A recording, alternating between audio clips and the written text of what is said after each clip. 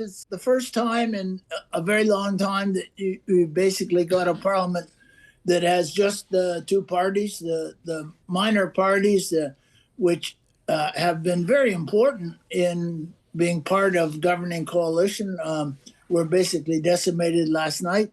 Mr. Carney is now prime minister without a dominant majority. He's a few seats, still a few seats short, and so he is going to be governing, Right. having to govern with his eyes always on his ability to get the votes in Parliament. How will he defend against the abruptness, some would say rudeness, of a request for a 51st state? I mean, this this dream of selected Americans goes back easily into the 19th century. David Dodge, how should Mr. Carney, how should Canada push away the idea of a 51st state? Well, the first thing is the day-to-day negotiations, which are going to have to take place on trade, not just Canada-U.S., but the three countries in North American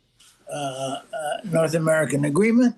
That's all got to be redone, and that's kind of a very practical thing that Mr. Carney is going to have to focus on, as will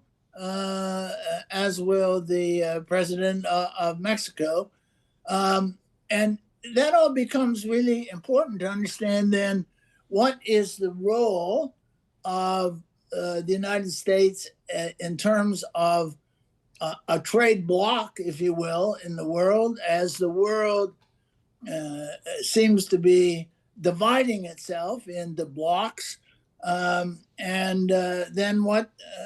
How does North America fit? Because obviously, North America is stronger taken as a whole than not, and so the practical thing is going to be to discuss with the American administration, not just the economic and trade arrangements, but the security arrangement for North America, which is particularly important. How we're going to deal with the Arctic, which is very important. So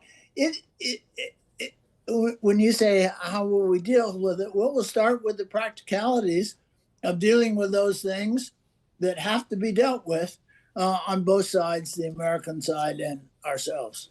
Dr. Dodge, realistically, what can Mr. Carney do to try to reorient the Canadian economy with less reliance on the U.S. trade? Yeah, that is the big issue. Has been the issue basically since the great financial crisis, when investment has been lagging in Canada, and innovation has been lagging, and so that requires really quite a major reset. And the difficulty in that reset, it essentially means that there's going to be a smaller share of GDP is going to go to consumption, and a larger share has to go to investment. And that means for the ordinary middle class, that means slower growth in consumption in the short run over the next few years, in order to get productivity up and hence have growth in the future.